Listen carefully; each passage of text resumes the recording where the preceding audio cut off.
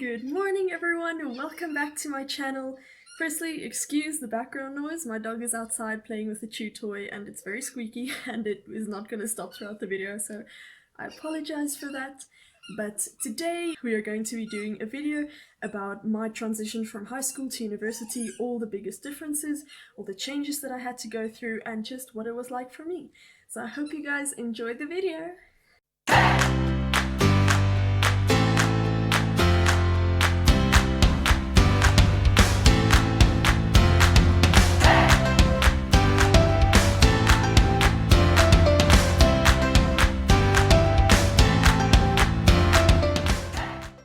So the biggest and first change that I realized when I walked into university on the first day, because when you go to University of Pretoria, you have an orientation week, so all the first years go a week earlier than the rest of the university, and you have an orientation week. You sort of learn how it works, and you have a campus tour, and all those little nitty-gritty things that need to be settled before you can actually start with classes. And I walked in, and it was just massive. I was lost immediately. Great thing though about main campus, Google Maps works in there. You can put in any building on Google Maps and it can actually take you there. But I actually talk to my friends about it so often that it feels like an entire town. Complete with, it has the residences, so that's where people live. It has the buildings, where people would work if it were a town, where we have our classes. They have little shops, like they have the Bookmart or the Booksmart. I don't know, I can't remember the name exactly, where they like sell stationery and some of the textbooks and stuff like that. So they have a shop there. There are a lot of coffee shops and restaurants. It's a massive place. Luckily, most of my classes were in the same vicinity. I think the furthest two of my classes were from each other was 10 minutes apart. Bit of advice, when you go to campus, always give yourself a fair amount of time before your class to actually get to your class, to get to classes from wherever you are chilling with your friends. Give yourself adequate time because pretty much everything is far apart. The reason why it is so big is because of the amount of people, the sheer amount. It is insane. I mean, I come from a high school where we had about 1,200 students in the entire school. At some points in one class at university, we would be 1,200 students in just the one class at one time. It is crazy. We usually ranged from about 400 students to 800 students, around there, but when it does go to a bit more of an extreme, we could add up to about 1,200 students, and really there are so many people around you, and it is honestly so confusing sometimes. And also, everyone has different classes. So I remember in school quite often when we would get lost, because my high school was also huge to me when I first got there, and I would get lost so often. And then, you would usually just stick to your class. There would always be the one kid in class who knows exactly where everything is, and you just follow them and you're fine. But for university, everyone has a different timetable, everyone has a different class. For the vet students, we actually were given a fairly set timetable. I know a lot of the other students and other faculties got to basically design their own timetable. You're given the times that classes take place, and then you choose which set of classes you want to attend. And we also did sometimes do that. Say, for example, if you miss a class in the morning, then that same class might be in that afternoon or the next day, and then you can just attend that one, which is actually very useful. If you had an emergency and you couldn't be there, or you were just feeling done that day, or you were sick or something, it's very easy to catch up a class. But the vet students had a couple of different modules. I know that our chemistry was different from the BSc students. And then we also had another subject, veterinary professional life, that only the vet students had.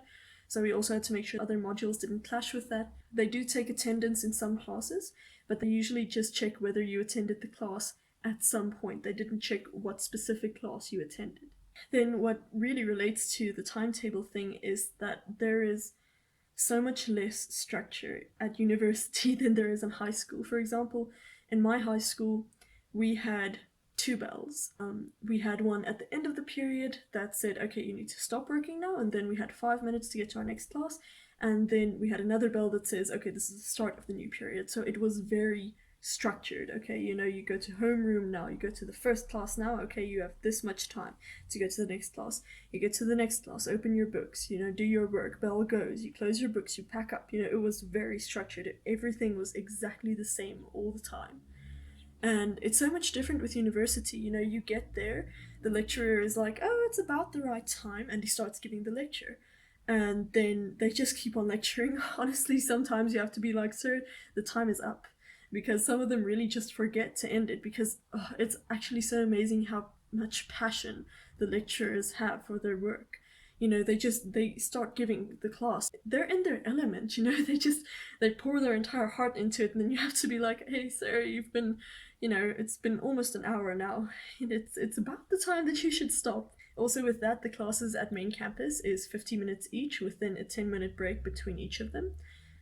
At school, the longest class that we ever had was a 40-minute class, so that was a big difference for me. There are no bells, there are no very structured things. They sort of go like, okay, well, we know at this time we should start, we know at this time we should stop, so they sort of roughly stick to those times. But it is also very different in the thing of that if you are late, you just walk into the class and you sit down and you go on from wherever you are.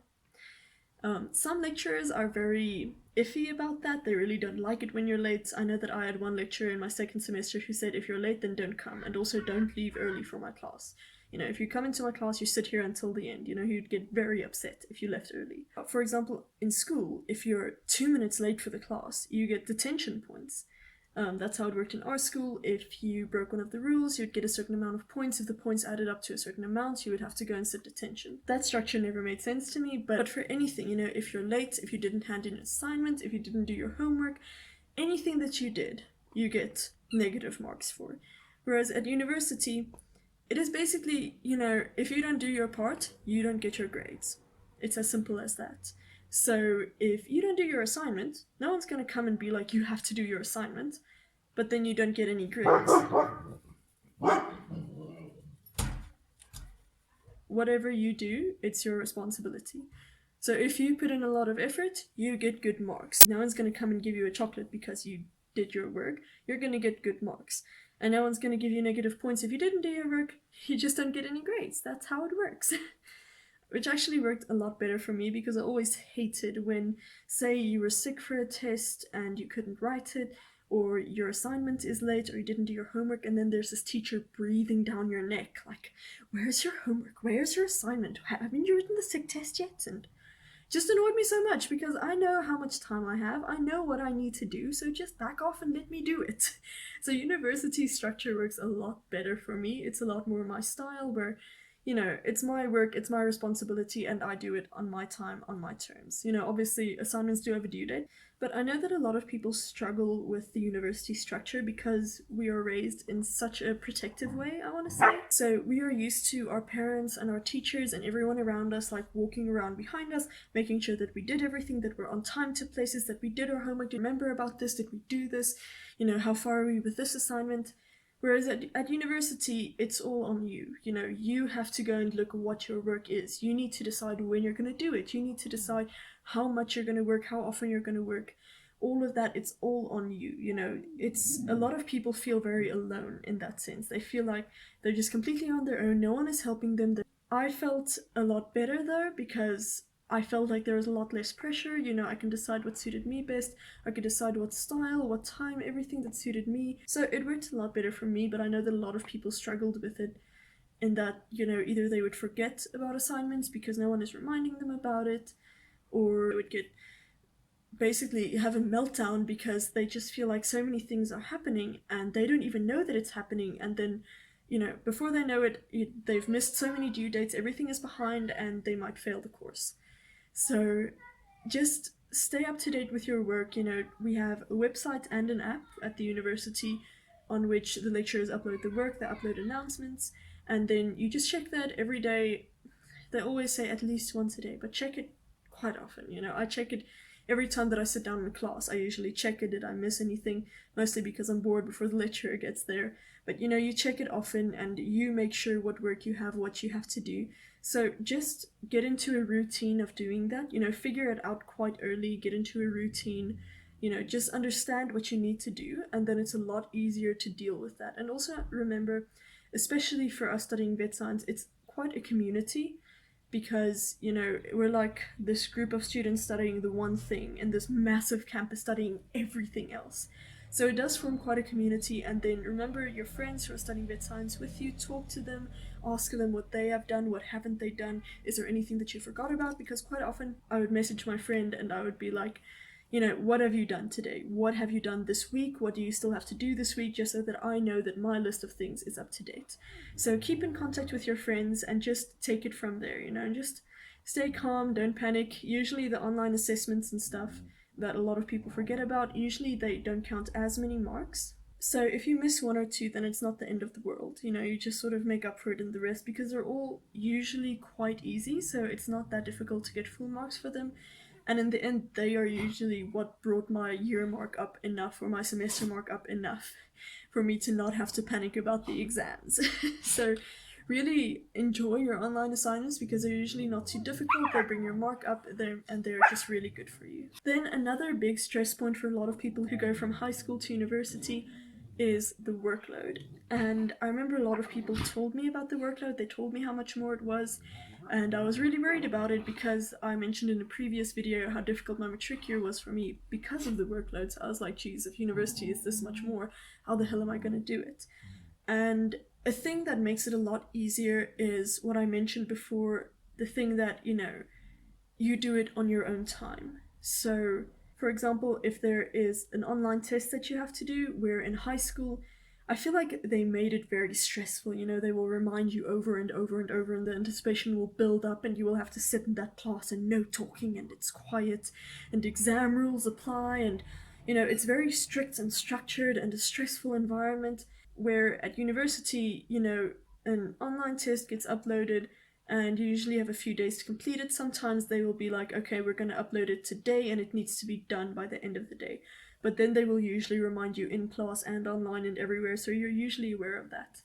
And then, you can sit in a space where you're comfortable. You can go to the school library, you can sit on the grass outside, you can go home, you can sit on your bed, wherever you're comfortable. You can have your notes open next to you, you do the test, so it's a lot more relaxed for the assessment part. Also because the workload is so much more, there's a lot of stuff that they need to ask and that they need to apply. They quite often don't test it as intensively. Like, I remember in high school, it was very much, to me, I quite often feel like they were focusing unnecessarily on unimportant details. And I also quite often felt like they were trying to catch us out. They were trying to make us lose marks. Where in university, they really just want to know if you know the work. So they also, I know that Onderstepoort is really strict on this, but I can't remember how strict main campus was.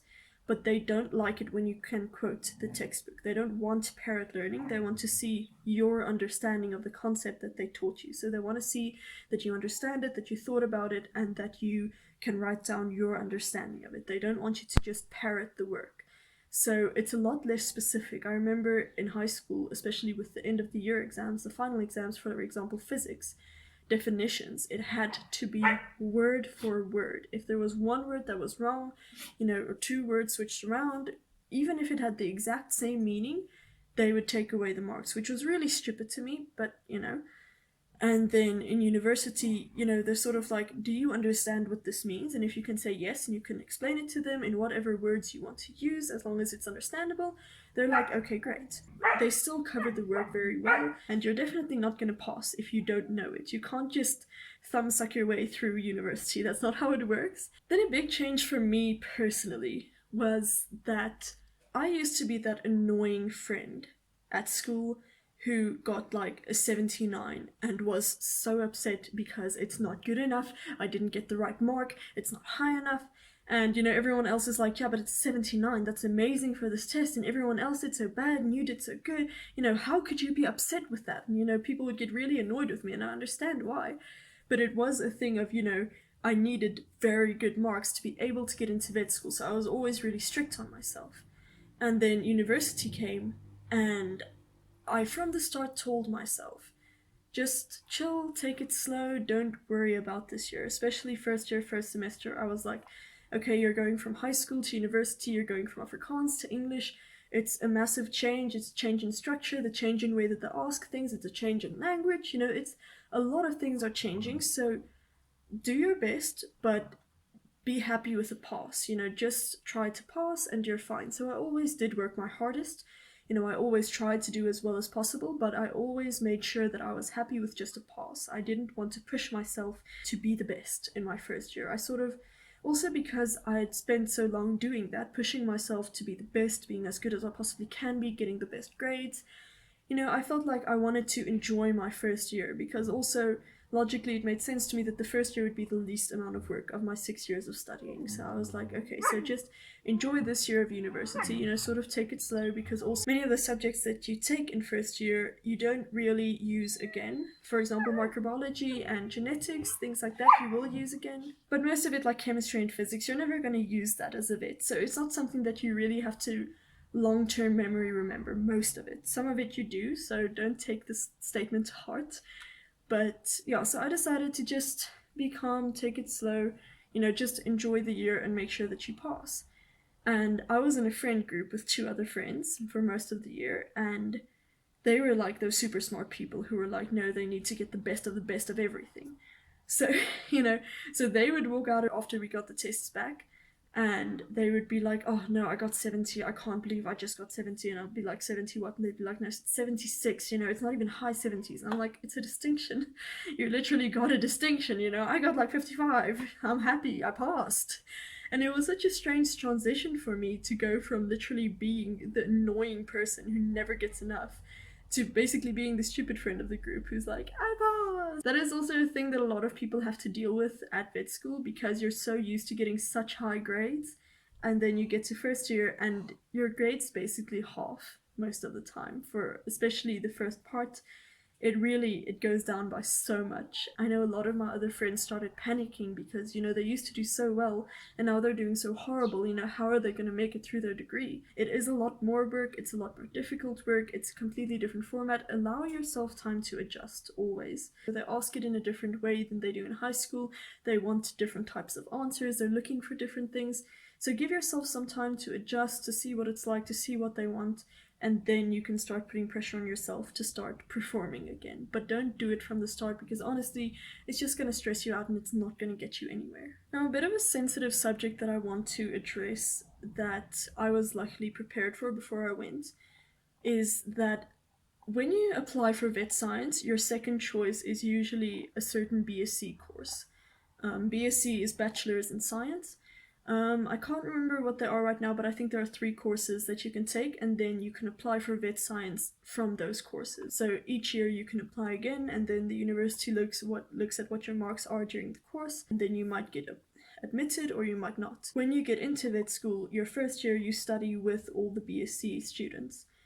And so there is sometimes a lot of friction between the BSc students and the BVSc students, which is Bachelor's in Veterinary Science. So between the BSc students and the vet students, because a lot of the BSc students, obviously, it's a bit of a sensitive subject that they didn't get in, and then, the person that they might be having the conversation with did. And a lot of vet students are not sensitive to that, and they can be very disrespectful, sometimes not intentionally, but they can sort of just talk about it and sometimes be a bit rude about it without even noticing, and that can cause a lot of friction between students. So if you do get into vet school, just be aware of this and be sensitive to other people's feelings, be respectful towards them. But I also do want to point out that we were made aware of this several times before we actually started studying. And then one of my friends made the mistake of that she was in a conversation with a BSc girl, and they were talking, and the conversation came up of, oh, what are you studying? And she was like, oh, I'm studying vet. And the other girl was like, oh yeah, I'm studying BSc zoology, whatever. And my friend was like, oh, it's okay, you'll get in soon. And the girl was like, I'm not trying to get into vet school, I'm just studying zoology. And that's a different kind of sensitive. Don't assume that just because someone is studying BSc that they're trying to get into vet school. A lot of people study a BSc degree because they want that degree. It's not just a plan B towards vet science, it's actually a degree that a lot of people want to use. So just also be respectful of that, think before you speak, and just, be mindful of other people's feelings. Then a big transition for me personally. Luckily, I didn't have to do the transition from, for example, a different province or from a different country to South Africa and to Gauteng to study here. I wasn't in res or anything. My parents' house is just 10 minutes away from university, so that made it a lot easier for me, but I will try to get an international student or someone who is in a completely different part of the country to do a video with me so that they can explain a bit about what that was like for them. But a big change that I did have to go through was I had to adjust from having classes my entire life in Afrikaans, speaking Afrikaans at home, having Afrikaans friends, having Afrikaans after school activities, to being in a completely English world. So I had to transition to studying at an English university, and all my friends were English. I don't know why, but all my close friends were English, and I was constantly speaking English to them. My classes were in English, my textbooks were in English, and my English is fairly good, I don't really struggle with it at all. But there were so many words and terms that, for example, in chemistry and physics and maths, that I have just always used in Afrikaans, and then it would be an obvious term, for that subject, but I would just have no idea what it was because I've never had to use it in English. So that was, I remember the biggest instance of this was that we were sitting in physics class, my friend and I, and it was probably the third class, and I was so lost, I was so confused, I had no idea what this guy was saying. Another thing to prepare yourself for at university, a lot of strong accents from the lecturers. There are so many different accents. It was actually so funny to me because we had one lecturer who had a very strong Afrikaans accent, and my English friends just couldn't understand what she was saying, and I was just like, feel my pain. But we were sitting in physics class, and I was sitting there looking at my paper, and I leaned over to my friend and I was like, what the hell is perpendicular? And I mean, that is just the most obvious term ever. I mean, if you have ever had a math class, a physics class, anything, you know what perpendicular is. For my Afrikaans people in high school who still don't know, it's when the lines do this. It's loodreg. Okay, that's the Afrikaans word. Loodreg. Okay, there is no way that I would have gotten that to perpendicular. And the problem was that with so many of these terms, now I would be there with my friends, and I would be like, what's loodreg in English? And obviously she would have no idea what loodreg is, because she would never have used the Afrikaans term. So it was so difficult for me to adjust and to change from one language to a different language with someone who doesn't even completely speak my language. So it was very strange. There are a few very funny instances that came out of this. By far the worst class for me was chemistry because, oh my gosh, the elements, like the English just don't know what they're doing with it. The symbol Na, it's sodium in English. Okay, Na, sodium. In Afrikaans, natrium. Na for natrium. It makes so much sense. And you can even say it in English, natrium. That would make so much sense, but they had to go with sodium. For no apparent reason. The worst one, potassium. How do you get K to potassium? It's just, I was so confused because they kept talking about potassium and I was like, what the hell is potassium? In Afrikaans, it's gallium. It's a K, so you say gallium. It's so easy. And then the English just came and went potassium, just because. I was so confused in chemistry class. It took me so long to adjust to that. Chemistry was hell for me. Honestly, good luck to all the people who still have it and need to have it. I can't do chemistry, and I had, with the English and everything, it was so bad. A couple of arguments that I had with my friends about the Afrikaans English thing. I was so annoyed with them, because we named it, so we can say it. But my friend was like, no, he's going sailing on the Vaal Dam. And I was like, oh, Volendam. And he was like, no, it's the Vaal Dam. And I was like, in English you say Vaal, but it's the Volendam. And he's like, no, even Afrikaans people call it Vaal. And I'm like, no, don't you tell me how I am speaking. It is literally an Afrikaans name. They literally looked at the river and looked at the dam. They saw that it was dull. The Afrikaans word for dull is val. So they called it the Volendam and the Val Rivier, okay? That's how this works. The Afrikaans people gave it the name, so we decide on the pronunciation. Don't you tell me that Afrikaans people call it Vaal Dam, okay? That is a lot of cow crap right there. And then another thing annoyed me so much. I was like, oh yeah, I'm going to Neisner. And my friend was like, oh, Neisner. No, Neisner. Just Nice na. That's all. Just nice na. No, it's nice na. No, we went to Neisna for a week. We didn't go to Neisna. Okay, it's Neisna. There were so many confusions that came out between me and my friends about the language difference. Okay, but when it's an Afrikaans name, I tell you how to say it. Okay, don't you English people come with your weird pronunciations and tell me that I'm saying it wrong. The transition from Afrikaans to English for the subjects was a problem now and then, but because everything is in English, you know, the lectures and the textbooks and the slides, you know, it all sort of lines up.